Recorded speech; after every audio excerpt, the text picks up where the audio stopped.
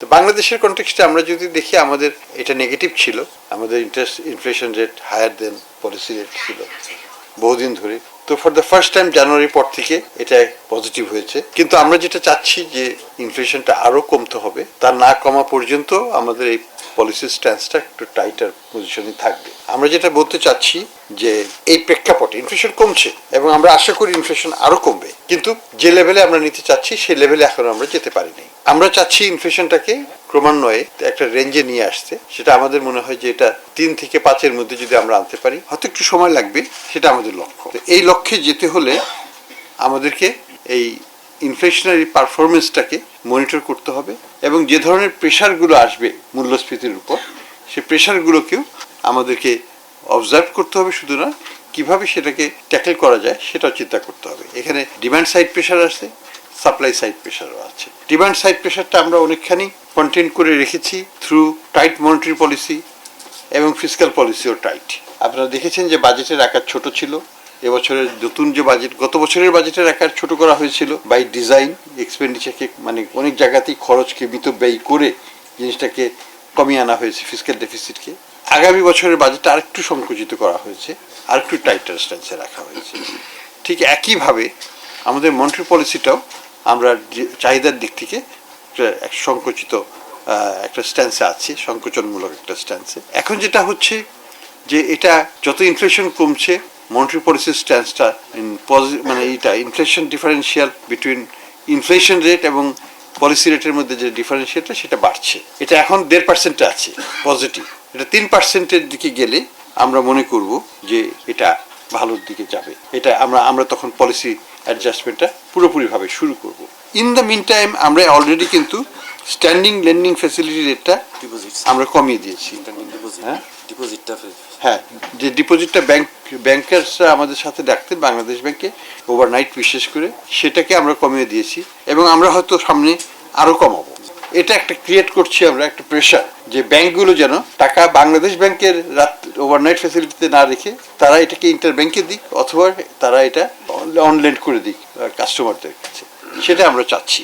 এটা একটা দিক। আরেকটা জিনিস যেটা আমরা লক্ষ্য করছি ইতিমধ্যেই, যে আমাদের ট্রেজারি বিল রেটগুলো অ্যাক্রস দ্য বোর্ড বিভিন্ন ইসের আছে, ম্যাচুরিটির আছে।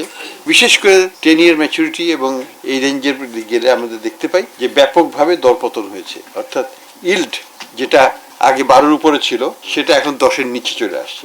তো এই জায়গাটাতে আমরা মনে করি যে আমাদের বেশ কিছু প্রোগ্রেস দেখানোর মতো ভিজিবল ইমপ্রুভমেন্ট আমরা দেখতে পাচ্ছি। আমাদের এখানে মনে হয় চার্টটা দেওয়া আছে, তাই না? মন্ট্রি পলিসি হ্যাঁ। তো এই চার্টটা যদি আমরা দেখি, আমরা দেখতে পাই যে 10 বছর এবং তার পরবর্তী যে স্টেজ, সেখানে ব্যাপকভাবে পরিবর্তন হয়েছে। প্রায় 2%-এর উপর ইন্টারেস্ট রেট কমে গেছে।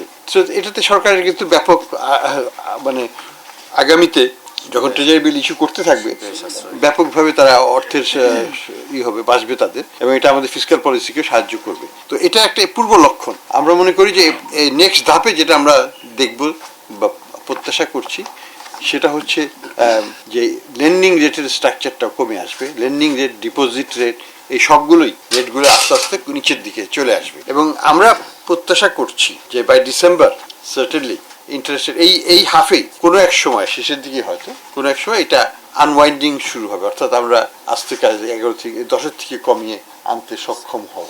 কবে হবে সেটা জানি না। যখনই 7%-এর নিচে যাবে, আমরা তখন এটার উপর কাজ করব। এটাই হচ্ছে আমাদের মানে পলিসি স্ট্যান্স এই মুহূর্তে।